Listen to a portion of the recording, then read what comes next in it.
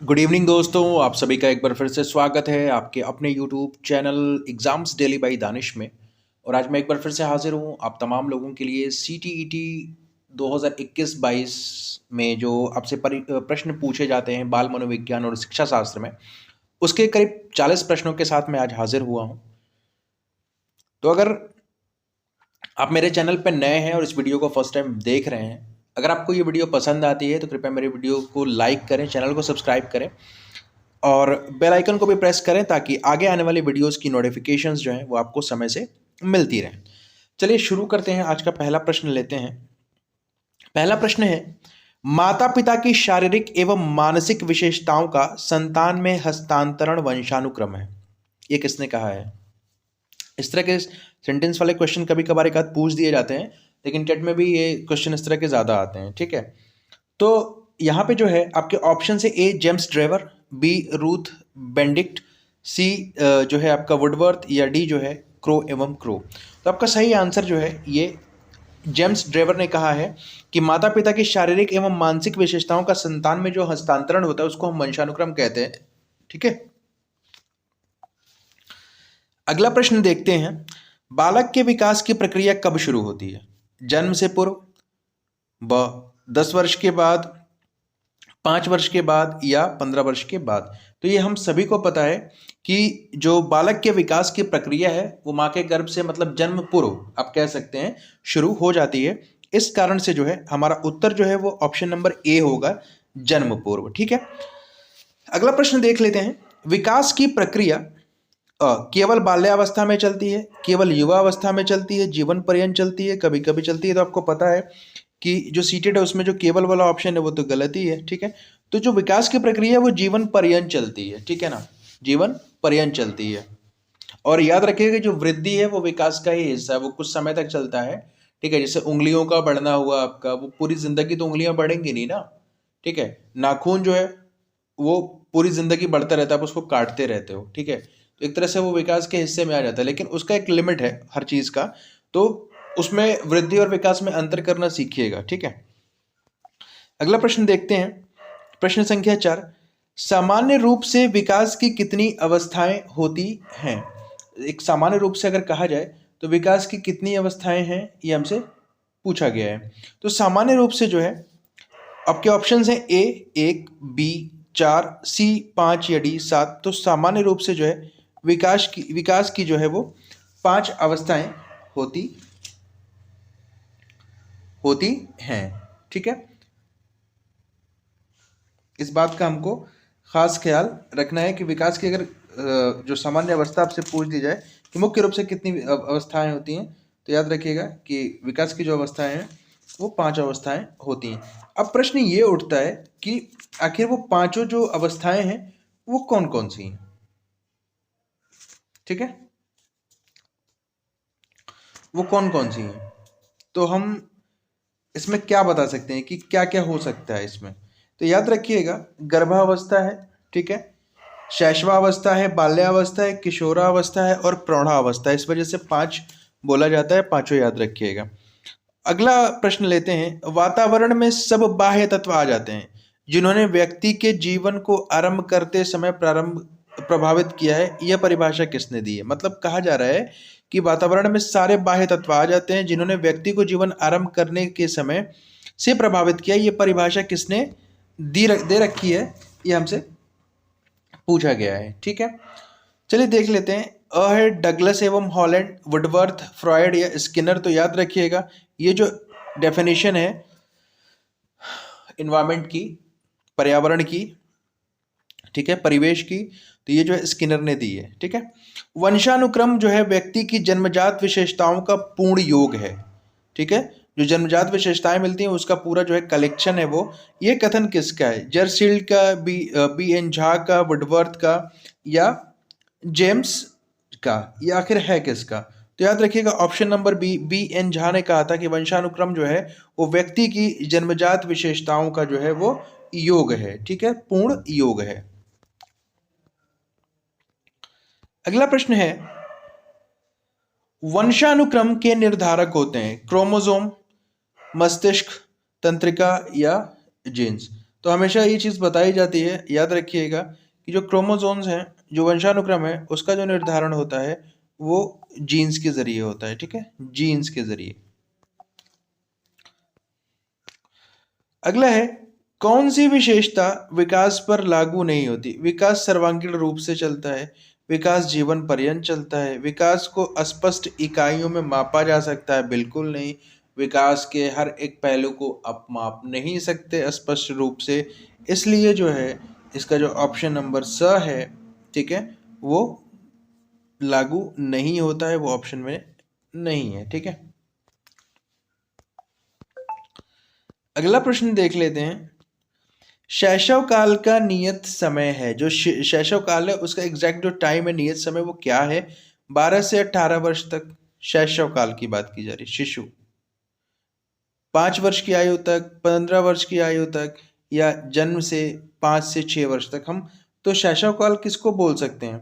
ठीक है, तो याद रखिएगा इसका जो ऑप्शन नंबर 2 है, जन्म से 5-6 वर्ष तक आप उसको शैशव काल बोल सकते हैं। ठीक है,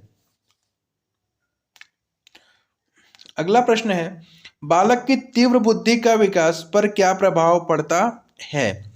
आपके ऑप्शन से एक कोई प्रभाव नहीं पड़ता, विकास मंद होता है, विकास सामान्य रहता है, विकास सामान्य से तीव्र होता है। तो बालक की तीव्र बुद्धि का विकास पर क्या प्रभाव पड़ता है, ये पूछा गया है। ठीक है, तो विकास सामान्य से तीव्र होता है, याद रखिएगा। अगला प्रश्न लेते हैं, जन्म के समय बालकों की लंबाई होती है। ठीक है, जन्म के समय जो है बालकों की लंबाई क्या होती है, ये है प्रश्न हमारा। 10 इंच, 15 इंच, 20 इंच या 30 इंच? तो अमूमन जो है जन्म के समय जो बालक है उनकी लंबाई 20 इंच के आसपास होती है। इस चीज का ध्यान दीजिएगा, इस तरह के प्रश्न खास तौर से जो है यूपीटीईटी में पूछे जाते हैं। रॉस के अनुसार प्रारंभिक बाल्यकाल है, प्रारंभिक बाल्यकाल क्या होगा? स्टार्टिंग वाला। ठीक है, उसको दो हिस्सों में प्रारंभिक बाल्यावस्था और उत्तर बाल्यावस्था में बांटा गया है। 3 से 5 वर्ष, 3 से 6 वर्ष, 5 से 6 वर्ष, मतलब ये किसी के अनुसार पूछा है, आप अपने हिसाब से बताइए रॉस ने उसको क्या बताया है। ठीक है, ये हमसे पूछा गया है। ठीक है ना, तो देख लेते हैं इसका सही उत्तर क्या है। इसका सही उत्तर है 5 से 6 वर्ष तक उन्होंने प्रारंभिक बाल्यकाल कहा है। ठीक है,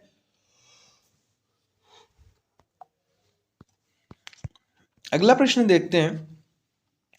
शैशवावस्था में सीखने की सीमा और तीव्रता विकास की और किसी अवस्था से बहुत अधिक होती है, यह कथन किसका है? वैलेंटाइन का, वॉटसन का, फ्रायड का, एवं क्रो का। ठीक है, तो इसका जो सही उत्तर है वो बी, वॉटसन ने कहा है इस चीज को। ठीक है, वॉटसन का ये कथन है। अगला, भाषा ज्ञान के लिए आवश्यक है, भाषा ज्ञान के लिए क्या आवश्यक है? विद्यालय में जाकर अध्ययन करना, सामाजिक कार्य, लिपि का ज्ञान, या उपरयुक्त सभी? आखिर क्या हो सकता है इसमें? तो इसका जो सही उत्तर है वो है ब, सामाजिक संपर्क। ठीक है, शैशवावस्था की अवधि है गर्भ से लेकर जन्म तक, जन्म से लेकर 5 वर्ष तक। ठीक है, 5 वर्ष से लेकर 12 वर्ष तक, 12 वर्ष से लेकर एक, देखिए 5 से लेकर 12 वर्ष तक तो आप शैशवावस्था मान ही नहीं सकते। ठीक है, और 12 वर्ष से 21 वर्ष तक भी नहीं मान सकते, तो ये दो ऑप्शन तो गलत हैं। तो आखिर क्या है कि गर्भ से लेकर जन्म तक शैशवावस्था हो सकती है, हो सकती है नहीं, जन्म से लेकर 5 वर्ष तक हम इसको मानते हैं। ऑप्शन नंबर जो ये आपका सही है। अगला प्रश्न है, शैशवावस्था को जीवन का सबसे महत्वपूर्ण काल कहा जाता है क्योंकि? ऑप्शन है आपके, इस अवस्था में बालक का शरीर अत्यधिक कोमल होता है, नहीं, इस समय बालक को कुछ भी समझ नहीं होती, शैशवावस्था में भावी जीवन का आधार निर्मित होता है। यही ऑप्शन आपका बिल्कुल सही है कि जो शैशवावस्था है उसी में भावी जीवन का जो है आधार निर्मित होता है। अगला प्रश्न देख लेते हैं, बालकों को कुछ बनना होता है, वह प्रारंभ के 4-5 वर्षों बालक को जो कुछ बनना होता है वो प्रारंभ के 4-5 वर्षों में बन जाता है, ये कथन किसका है? फ्रॉयड का, मॉन्टेसरी का, डाल्टन का, या एडलर का? तो इसका जो सही उत्तर है वो है सिगमंड फ्रॉयड ने ये कहा है कि बालक को जो कुछ भी बनना होता है वो प्रारंभ के 4-5 वर्षों में बन जाता है। तो ऑप्शन नंबर ए जो है आपका सही है। अगला प्रश्न है, शैशवावस्था में शिक्षा का स्वरूप कैसा होना चाहिए? ठीक है, आपके ऑप्शंस हैं ए, शिशु की जिज्ञासा को शांत करें, ठीक है, होना चाहिए। भाषा के विकास पर ध्यान देना, बिल्कुल सही बात है। कल्पना शक्ति को उचित दिशा प्रदान करना, इसलिए ऑप्शन नंबर जो द है इसका बिल्कुल सही, सारे ऑप्शन इसके सही हैं। चलिए अगला प्रश्न देखते हैं। शैशवावस्था में शिशु का व्यवहार आधारित होता है पर्यावरण पर, परिवार पर, अर्जित व्यवहार पर या मूल प्रवृत्तियों पर। यह प्रश्न बार बार पूछा जाता है, तो याद रखिएगा कि अगर बात करेंगे कि शैशवावस्था में जो शिशु का व्यवहार है वो मूल प्रवृत्ति पर निर्भर करता है, ठीक है। अगला प्रश्न है, शैशवावस्था में अभाव रहता है, किस चीज की कमी रहती है? भाषा विकास का, सामाजिक विकास का, संवेगात्मक विकास का या नैतिक विकास का, ठीक है। तो शैशवावस्था की अगर आप बात करेंगे तो यहाँ पे जो द है, नैतिक विकास की यहाँ पे कमी होती है। शैशवावस्था की प्रमुख विशेषता क्या है? नैतिक भावना नहीं, संवेगों का प्रबल प्रदर्शन, काम प्रवृत्ति का प्रकाशन या अनुकरण द्वारा सीखने की प्रवृत्ति। तो याद रखिएगा कि जो शैशवावस्था है इसकी प्रमुख विशेषता यह है कि इसमें जो बच्चा है अनुकरण द्वारा सीखने की उसकी जो है प्रवृत्ति होती है। अगला, प्रारंभ में बालक किस प्रकार सीखता है? परीक्षण द्वारा, सूझ द्वारा, विभेदीकरण द्वारा, प्रयत्न एवं त्रुटि द्वारा। तो याद रखिएगा कि प्रारंभ में जो बालक है वो ट्रायल एंड एरर के द्वारा सीखता है, जो कि थॉर्नडाइक का एक सिद्धांत है, ठीक है। चलिए अगला प्रश्न देखते हैं।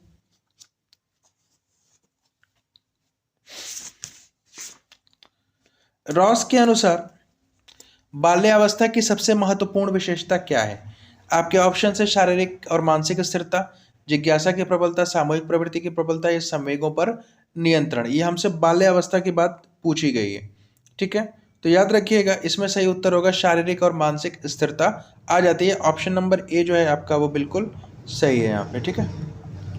अगला, बालक का सामाजिकरण किस अवस्था में सबसे अधिक होता है? अगर सोशलाइजेशन की बात करें तो बालक का जो सामाजिकरण है वो किस अवस्था में सबसे ज्यादा होता है? शैशवावस्था, बाल्यावस्था, किशोरावस्था या युवावस्था। याद रखिएगा कि सामाजिकरण के हिसाब से जो है वो बाल्यावस्था जो है बहुत ही महत्वपूर्ण काल है। अगला प्रश्न है, बाल्यावस्था में सामान्यतः बालक का व्यक्तित्व कैसा होता है? बहिर्मुखी, अंतर्मुखी, उभयमुखी या व्यक्तित्वहीन?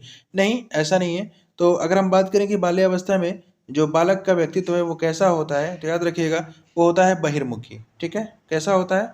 वो बहिर्मुखी होता है, ठीक है। अगला है, बाल्यावस्था में संवेगात्मक एवं सामाजिक व्यवहार साथ साथ चलते हैं, यह कथन किसका है? ठीक है, बाल्यावस्था में संवेगात्मक और सामाजिक व्यवहार जो है वो साथ साथ चलते हैं, यह कथन किसके द्वारा दिया गया है? तो याद रखिएगा ये कथन जो है ऑप्शन नंबर ए जो आपका दिख रहा है, क्रो एवं क्रो ने दिया है, ठीक है। चलिए अगला प्रश्न देख लेते हैं। बाल्यावस्था को जीवन का अनोखा काल की संज्ञा किसने दी है? ब्लेयर एवं सिम्पसन ने, कोल एवं ब्रूस ने, रॉस ने या हरलॉक ने? अगर बात की जाए कि बाल्यावस्था को जीवन का अनोखा काल कहा जाता है तो अनोखे काल की जो संज्ञा है वो किसने दी है, ये प्रश्न है हमारा। तो याद रखिएगा ऑप्शन नंबर बी जो है, कोल एवं ब्रूस ने जो है जीवन का अनोखा काल कहा है बाल्यावस्था को, ठीक है। अगला प्रश्न है, बाल्यावस्था में दांतों की संख्या लगभग हो जाती है, तो बाल्यावस्था में जो दांत है बच्चे के उसकी संख्या कितनी हो जाती है? तो याद रखिएगा 28 पहुंच जाती है, ठीक है। ऑप्शन नंबर द बिल्कुल सही है। अगला प्रश्न है, बाल्यावस्था में विकास के किस पक्ष को अनोखा काल कहा जाता है? किस पक्ष को अनोखा काल कहा गया है, ये हमसे पूछा जा रहा है, ठीक है। याद रखिएगा इसका जो स ऑप्शन है संवेगात्मक विकास को, ठीक है। अगला प्रश्न है, किस अवस्था में सुप्त काम प्रवृत्ति पाई जाती है? शैशवावस्था, बाल्यावस्था, युवावस्था या प्रौढ़ावस्था? सुप्त अवस्था में, ठीक है, सुप्त। तो इसका सही आंसर है ब, बाल्यावस्था में पाई जाती है, ठीक है। लास्ट प्रश्न है, बाल्यावस्था की प्रमुख वैज्ञानिक विशेषता क्या है? आखिरी वाला प्रश्न है बिल्कुल, कि बाल्यावस्था की प्रमुख जो मनोवैज्ञानिक विशेषता है वो क्या है? पर निर्भरता, सामूहिकता का की भावना, अनुकरण प्रवृत्ति का अभाव या धार्मिकता की भावना? तो किसकी विशेषता होती है? तो याद रखिएगा सामूहिकता की भावना की, ऑप्शन नंबर बी जो है यहाँ पे बिल्कुल सही है, ठीक है। तो ये जो वीडियो है आपको SD exams daily by Danish YouTube channel के माध्यम से प्रोवाइड कराई गई है। अगर आपको इसमें किसी भी प्रकार की कोई दिक्कत या किसी क्वेश्चन में कोई परेशानी आती है तो कृपया मुझे कमेंट ज़रूर करिएगा। और अगर आप मेरे चैनल पे नए हैं तो कृपया जो है आप मेरे चैनल को सब्सक्राइब करें। वीडियो अगर आपको पसंद आती है तो कृपया लाइक ज़रूर करिएगा, और जिन भाई बहनों को इसकी आवश्यकता है इस वीडियो की, उनको शेयर ज़रूर करिएगा।